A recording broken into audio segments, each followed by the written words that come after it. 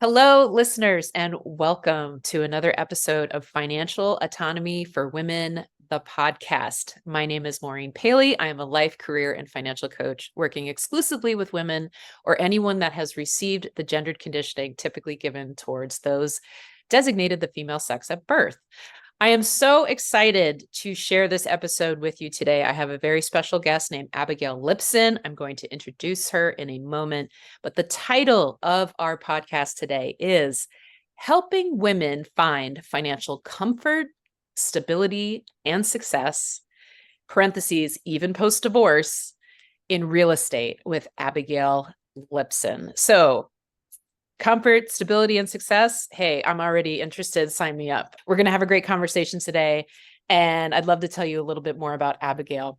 Abigail Lipson is a licensed realtor and the founder and owner of Smart Egg Properties, a residential property management company in Austin, Texas. Her passion and mission are to help women be financially stable, independent, and successful through rental property ownership. She has been in property management since 2006 and is herself a rental property investor.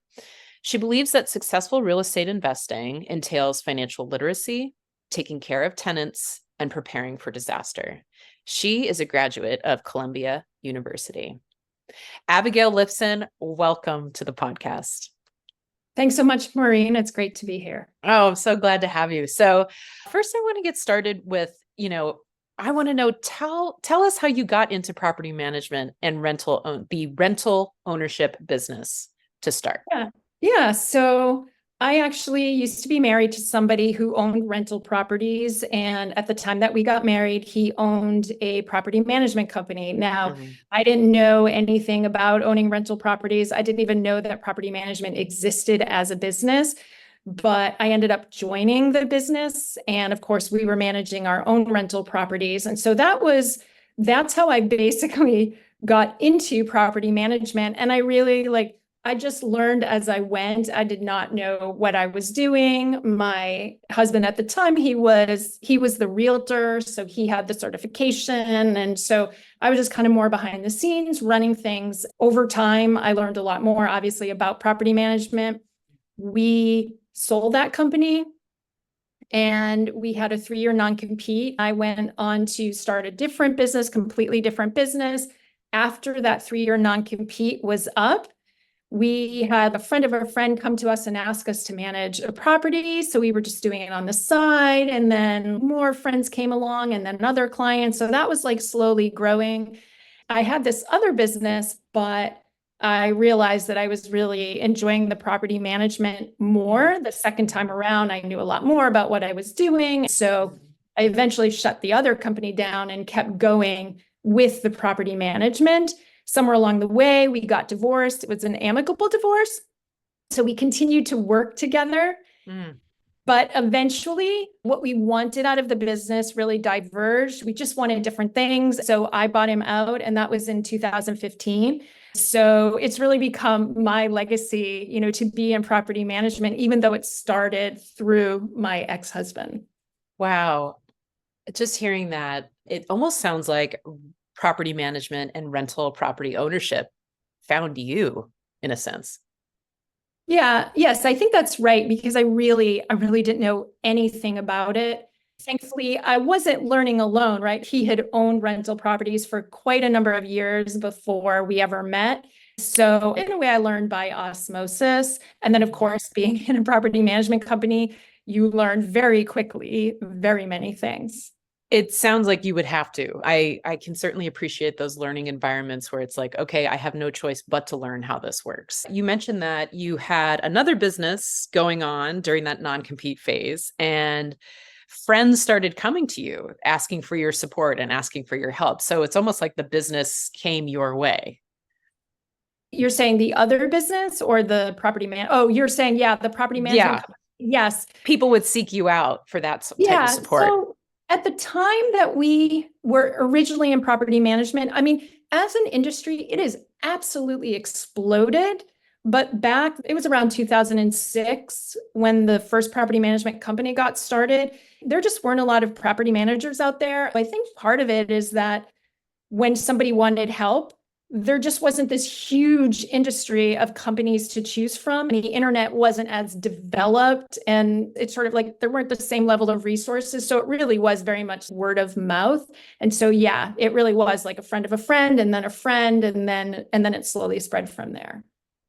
That's great. So I think that goes back to me for, it almost seems like this is something that found you, like the opportunities kept showing up and you went with them. You know what I mean? You did the work of learning on the fly and you ran with the opportunities. I wanted to bring up the mission of your property management company. You are a business owner. This is your company that you started. The mission, because I was immediately drawn to the mission of your property management company. And here it is: to empower women to be financially independent, stable, and successful through rental property ownership. To me, I read that mission and I kind of have goosebumps. You know, there's something in that mission that I resonate with for sure, because the work that I do is I also want to help women be financially independent, stable, and successful. And you specifically do it through rental property ownership. So tell us why women, and tell us why rental property ownership. Yeah, I'm going to speak to the second part first for a little bit. So I think part of it, why rental property ownership, is because that's what I know. And that's what's been important to my success, is rental property ownership. You know, so I think we share the things that have worked for us with other people. So I think that's part of it. But also, rental properties are a terrific investment. There are a lot of benefits that other investments don't necessarily have. I don't know if you're familiar, Maureen, with what they call the 5 profit centers of real estate. No, I'm not. Tell us more about that. So a lot of people, they think about, okay, I'm going to make money off the rent, right? My tenants pay rent, and then I live off that money, or it's part of the money I live off of. So I need what's called cash flow. So that's one of the profit centers. When you can get cash flow, that's great, right? So when the money that's coming in from rent exceeds the amount of expenses that you have on a monthly basis, you've got cash flow, right? So that's great. Another one is appreciation. So over time, homes, generally speaking, appreciate, right? So you're getting that. In addition, a third one is equity, which is built by your tenant paying off your mortgage. So your equity goes up as your tenant pays down your mortgage. Number 4, real estate is generally a hedge against inflation. So it outpaces inflation, right? So as a dollar becomes worth less and less, real estate can help with that by hedging against inflation. And then the last one is tax benefits. You're able to deduct the cost of your expenses. And in many cases, if you work with a good CPA or accountant, you may end up paying nothing in taxes because they're able to offset a lot of legitimate expenses, repairs, insurance, all sorts of things. In addition, you have depreciation of a home. So that's an additional tax benefit. So there's so many different ways in which real estate is great. Just a really, really great way to, to build wealth. If you look at times where the market is really down, if you have tenants in place in your properties, it basically doesn't matter, right? You're essentially immune from the ups and downs of the market because you have a tenant who's paying your rent. So even during 2007 and 2008, when a lot of properties were upside down, their mortgages were upside down, if you had tenants in place, it didn't matter. If you needed to sell, that was a different story. But as long as if you're buying and holding for the long term and you have tenants, you're still receiving your rent. And so it kind of doesn't matter. So it helps you weather that storm. So that's why I really like real estate. As far as why I wanted to help women, for one thing, as a woman, that is certainly a big piece of it, right? You read the mission and you're like, wow, I love that. I haven't come across a woman who hasn't been moved by that, because we women know that we're not treated the same in all ways. Like, we're just not. Like, we weren't necessarily brought up to be financially literate. We weren't necessarily taught to be a primary breadwinner. There's all these ways in which the lessons we learned or the messages we got were different for us. So we may feel that we're at a disadvantage. This is really personal for me because I did get divorced.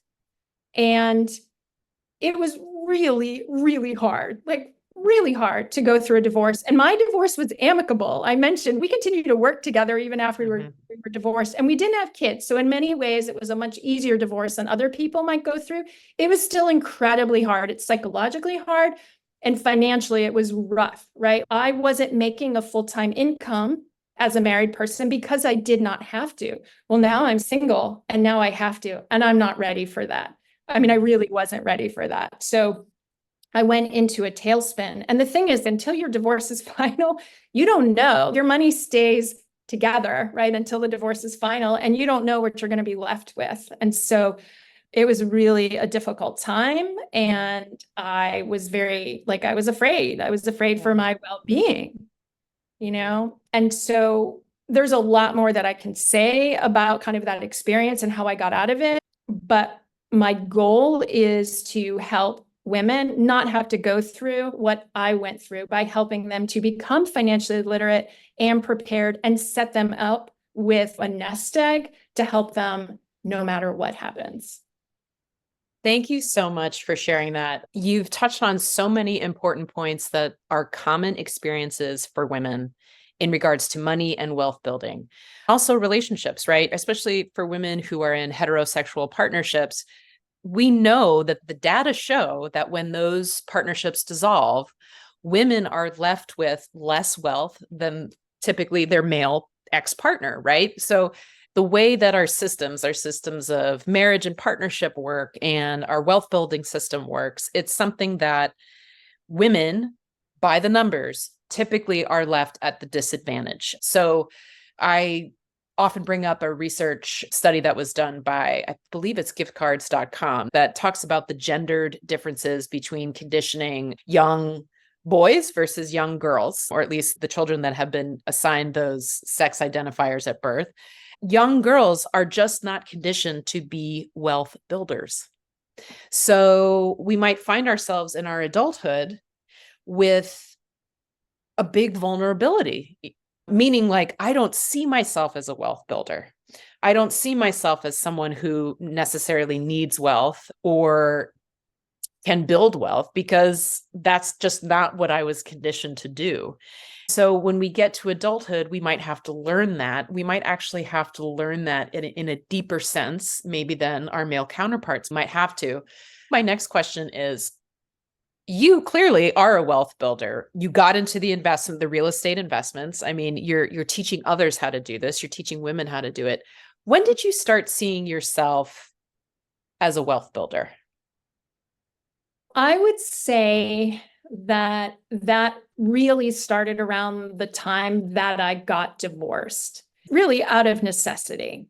I was a saver, so I wasn't in any immediate trouble of not being able to pay my bills, but I really didn't have enough money over the long haul to take care of myself. Thankfully, I knew somebody who was a financial advisor, and he helped me a lot. That was really influential. I started using budgeting software, which was truly life-changing. And then I just read books. I read books and books and books and books, and one book built on another book, on another, on another. Some of the books are great for the conceptual part of it, and some of the books are great because they literally say, this is what you should do. And some of them resonated so deeply that I was like, oh, great. Okay, I'm going to do that. I can do that. It really took several years to get myself out of this hole that I felt I was in after my divorce. It's certainly one of those things where it's 2 steps forward, 1 step backward. I knew I wanted to have, for example, an emergency buffer, right? Just like a chunk of money set aside if I should not have work anymore or whatever it is.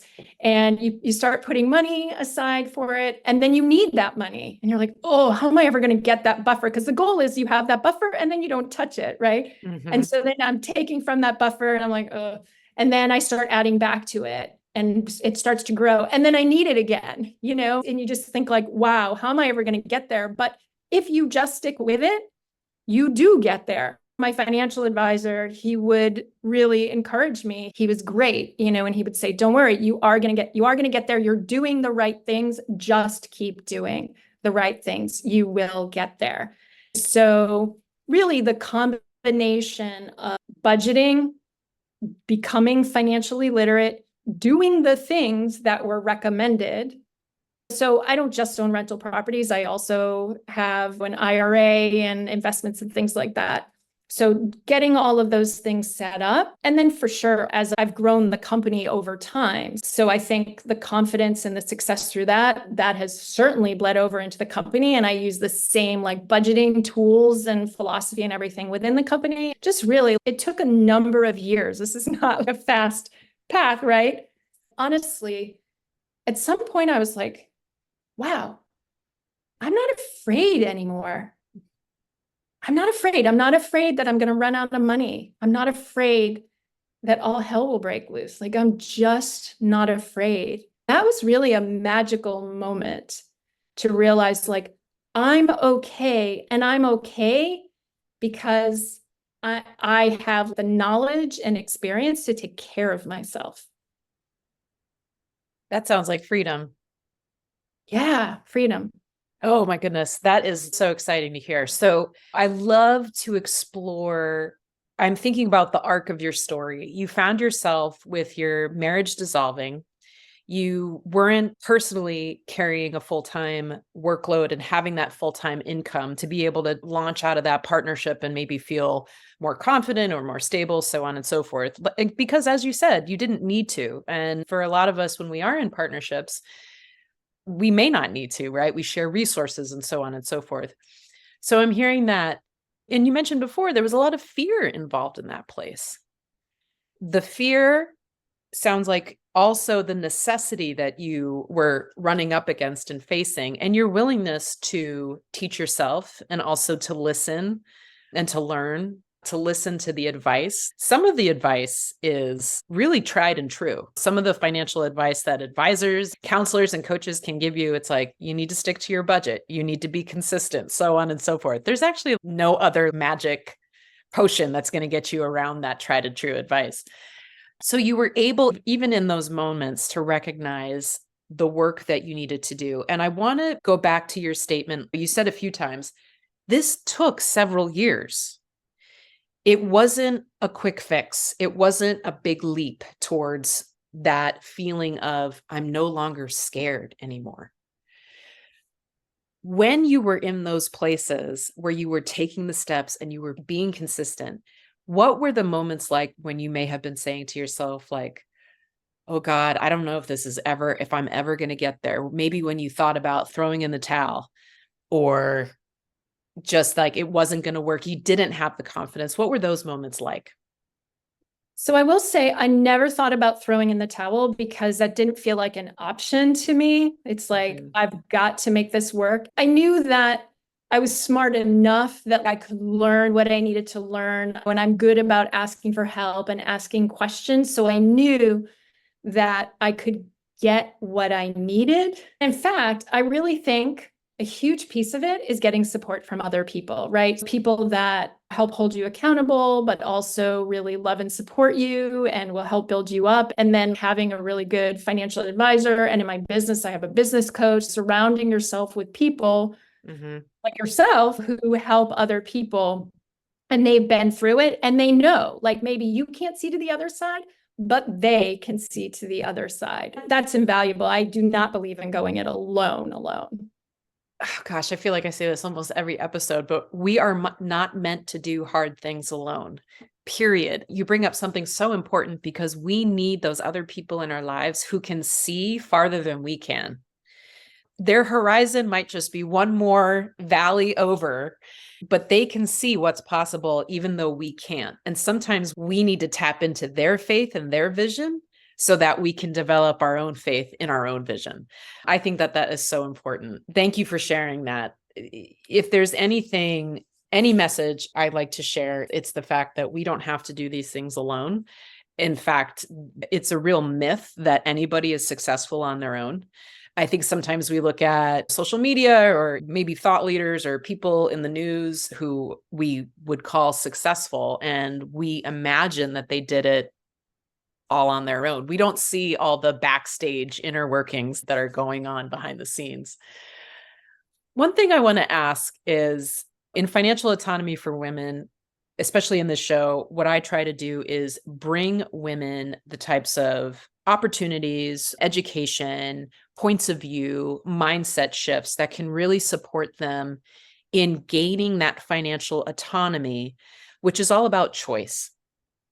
Part of that is cash flow success, which for me, I let people know that's the money coming in and money going out. That's staying true to your budget. That's just staying on track.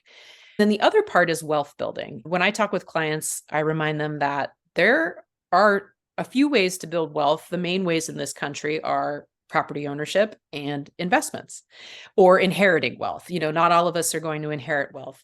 I have to say, even for myself as a financial counselor, as a financial coach, I have just recently started to look at rental property ownership as a pathway for me. And I think this goes back to maybe I'm still working on that gendered conditioning where I might not see myself as a wealth builder. So I might not even be able to see all the opportunities for building wealth that are actually out there. And that's what I want. That's part of why I started this podcast, because I want women who may not have seen the opportunities before to be able to see the opportunities that really are there. So what would you say to a woman who never really considered rental property ownership as a pathway to wealth building before? What would you say to her if it wasn't on her radar, it wasn't part of her horizon of possibilities? There's several things I would say. First is if you have any friends who or family, people you know who own rental properties, just ask them about it. Ask them, do they like it? What are the good sides of it? What don't they like about it? What's easy? What's hard? What are the pitfalls? Whatever. Just start asking questions, just curiosity, because you'll start to get a sense of, is this for me or is this not for me? Then if it is intriguing, if women really want to learn more, I highly recommend reading books on investing. Just read. You don't have to do anything with the information at that point. Just read, because you're just starting to take in the information and you're getting a feel of like, yes, I could do this. Yes, I'm interested. Oh, wow, this is interesting. Usually one book leads to another book, like they'll reference other books or there's a bibliography or whatever. There's kind of a chain reaction of learning. Then, as we've been talking about how you're not going to go it alone, well, you're not going to buy a property alone. If you're interested, talk to a realtor who is experienced with rental property investments. And same thing, everybody knows a million realtors. So talk to your friends, find out who has a realtor that they love and trust and who has experience with rental property investments, because that's a different knowledge set than helping somebody to buy a home that they're going to live in.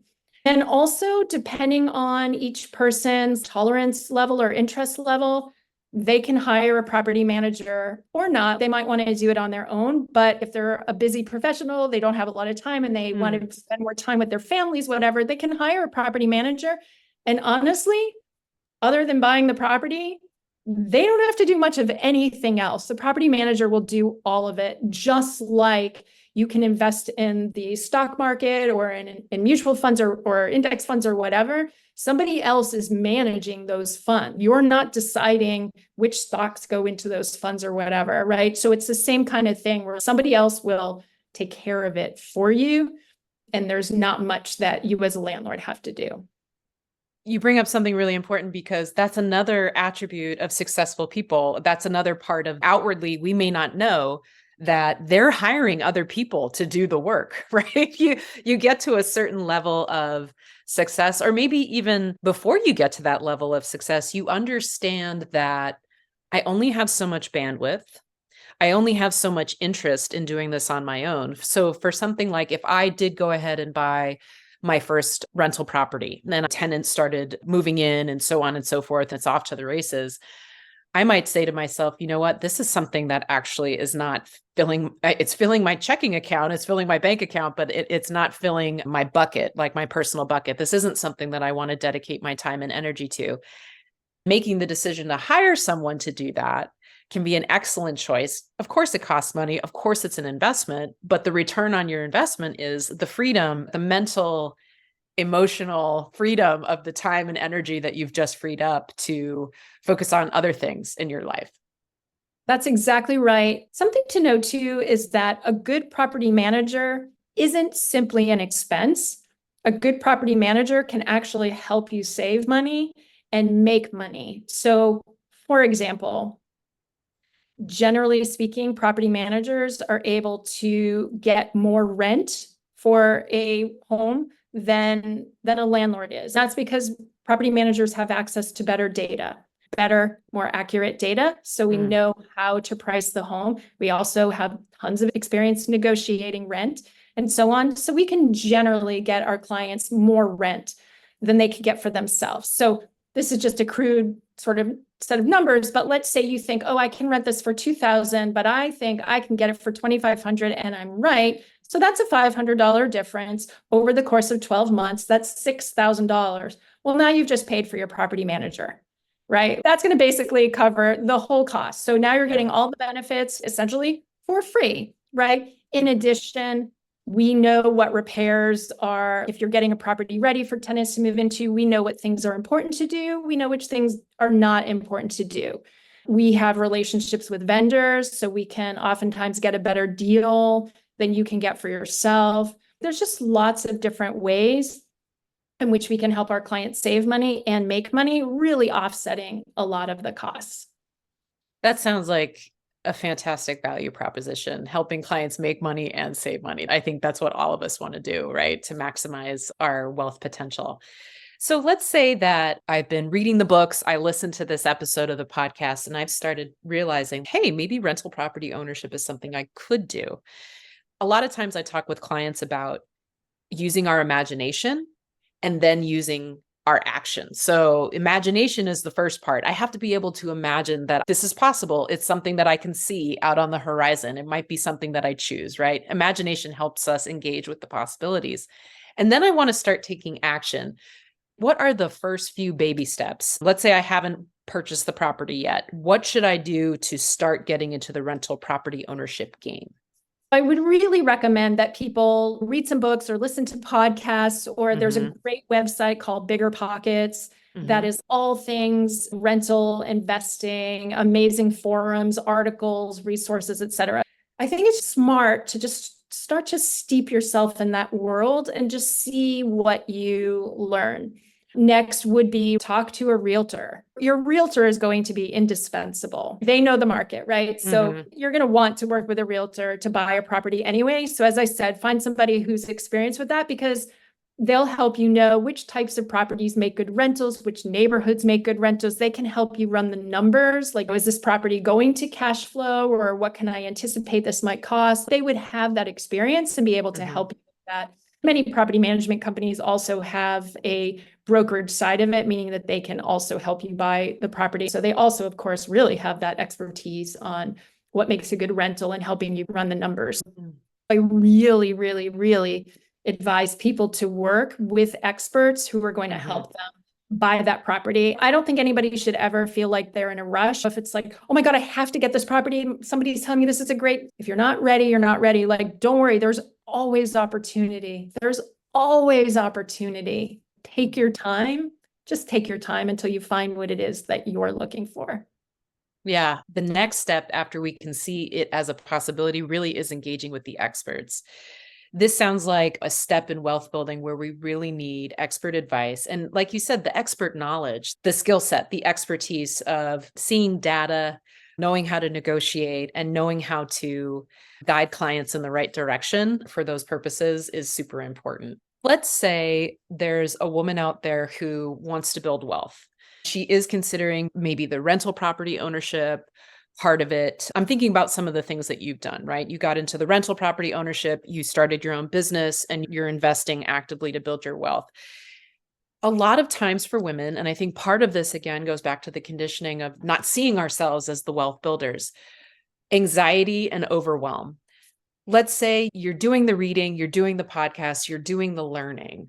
What is one thing you would tell that person, that woman who's experiencing the anxiety and the overwhelm that's holding them back from actually stepping out and taking that step? I would say the number one thing is probably education. I think things feel scary because we don't know what we're doing. We're not set up. If I think about times in my life where I've been scared, it's because I wasn't prepared. I wasn't knowledgeable, right? And so I really think education is key, and getting help from other people. And again, if you want to buy a rental property, working with the right people. I think that takes a lot of it away. So when I work with people, if they're like, oh, where should I buy and what should I do? And it's like, don't worry, I got you covered. I know I can't make the decision for you. There's lots of different factors, but I will walk you through those factors. I will let you know what you should consider. I can tell you, yes, this will make a good property for a rental. No, this one won't. I've got you covered. And so working with the right people is super key once you have educated yourself. Another piece that was important for me is that thankfully, I grew up with solid parenting. I had a lot of advantages and educational opportunities. And I was taught to believe that I could do anything. And so a big piece for me was just confidence. Like, I don't know what I'm doing right now, but I know how to get help. I know how to ask questions. I know that I can get what it is I need in order to move forward. So I think that confidence is really key. You know, a lot of times people will say, oh, I think it's so great you own your own business, but I could never do that. I need the security of a paycheck. Right. Right. And I think actually, it's not scary. It doesn't mean it's easy. It's not easy. It's not easy at all. But to me, it's not scary in the sense that, like, I know that I can work really hard. I know how to work. I know how to get help. I know how to get things done. I have that confidence. So if people have that confidence, right? A lot of people will say, for example, with mothers, right? They will do whatever it takes to take care of their children. That builds incredible confidence. You can look to those examples in your life where, like, yeah, I was never going to let myself fail in this area. That confidence, like, okay, maybe I don't know what I'm doing right now, but I know that I can figure it out. Just looking to those own examples from your life where you did hard things and you made sure that things didn't fail means that you're going to be able to do this too. So even if you feel like an imposter or you're just outright scared right now, just take the next step, the next step, the next step. You will be able to get there. Oh, I love that because that's something that I've questioned and reflected on, full-time employment and a reliable-ish paycheck. I mean, full-time employment also has its pluses and minuses versus business ownership and really creating. Something that I've found personally is that owning my own business is a hugely creative endeavor. I get to decide things. I get to come up with the ideas. I get to make the decisions and pursue what feels good for me. It's not necessarily a financial benefit, but the psychological and well-being benefit that I get from doing that, it's so gratifying. And you raise a really good point. Sometimes, and this is something I work with clients on as well, we have to look at the whole, at the other areas of our life and see where we said, yes, this is going to be successful no matter what. We put in the work and we pulled up on our resources. We asked the people who knew better than we did. We sought out support and we made it work. Sometimes we have to siphon the confidence from that area of our life and bring it into this new, scary and overwhelming place and remind ourselves and just do that process of remembering, like, yeah, I am a hard worker. Yeah, I am pretty smart. Yeah, I can do this. I don't know how I'm going to do it right now, but I know I have that confidence where I can make things work. I can be successful because I've been successful in other areas of my life. Yeah, I can think of a number of examples in my business where I'm like, oh God, I don't know what I'm doing here. Or like, I'm trying. And you know what? I'm just not good at this, right? Like, I'm good at these things, but I'm not good at this. But, it's my company. I've got to make sure that all the areas are working. So like I said, I work with a business coach, and I've actually had more than one business coach, depending on what the needs are. And you can crowdsource that information within the property management field. There's Facebook groups and all sorts of support. So it's like crowdsourcing. Okay, this is what I need help with. Who can help me with this? And getting the help I need. It's that same feeling on the other side where I was saying, like, okay, I've got you. I can help you. This is my expertise. Having my coach be like, I got you. I know what you need. I know what you want. We're going to work through it and we're going to get you there. And it's like, okay. Yeah. Yes. Having that type of support, someone saying, I got you. I know what this is like, or maybe I don't know what this is like exactly, but I've been through something similar and I'm going to be right here shoulder to shoulder with you while you figure it out. That's one of the biggest gifts we can receive, just as individuals, as business owners, so on and so forth. One last question I'd like to ask you. We've talked about your journey, being in your partnership, having that dissolved, teaching yourself this more or less from the ground up, moving out into an independent business owner, so on and so forth, keeping this going and maintaining your success and your willingness, like you said, to see it through. Failure isn't an option here. This is going to work. You've got to this point where your fear and anxiety about money and wealth is no longer what it was before. You've experienced a huge shift. So I want to tap into, what have you noticed? What types of opportunities opened up, opportunities or quality of life benefits opened up to you? And when you got to that place of more stability, more groundedness in feeling safer, not feeling that fear anymore? There's a few things. One is it actually has allowed me to spend money on some things. For me, usually it's travel. That's what's most important to me. That's why I want money usually. And so through budgeting, the money's there. I've got everything else covered. The money's there. I can go on this trip or whatever it is, right? That's one thing. Also, another really key thing is it allows you to help people. It allows you to give money if that's what you want to do. Because again, I know that everything that needs to be covered is covered. I can see it. So it allows you to be generous rather than have more of this hoarding mentality of like, well, I don't know. I don't know if I'm going to be okay, so I better hang on to all of it. It frees you up to actually help other people more. So that's really cool when you get beyond your basics to be able to expand outside of yourself. And women tend to give, we tend to give financially of our time, so on and so forth, more than our male counterparts do. Giving is something that, you know, if you give a woman an extra $1,000 and you give a man an extra $1,000, chances are the woman would be more likely to donate it to a cause. I think that's something especially that might be a little bit overlooked in the wealth generating and wealth building journey, is the fact that the help that you can provide, the positive impact you can create when you do experience more financial wellness in your own life, is something that we often forget about, that we can do a lot of good with this money that we've earned and this wealth that we've built. Yeah, totally. It really is the best feeling. We talk about it feels really good to have your own business. There are different things that feel really good. Being able to help other people feels really good. There's actually one other thing I wanted to share, which is not about that, but along the same lines. One other opportunity that opened up for me is I have these rental properties and I have mortgages. I realized a wealth building tool is actually paying off your mortgages. Your equity goes up, your risk goes down. A lot of people in the real estate bust lost their homes because they got upside down. They didn't own them, whatever it was. So I sort of got on this kick. Again, it was like, thanks to budgeting and the knowledge of like, okay, I have money. I can put down extra money towards these mortgages. I have the money to do that. So I set goals for myself. And basically one of my mortgages, I was able to pay off 27 years early.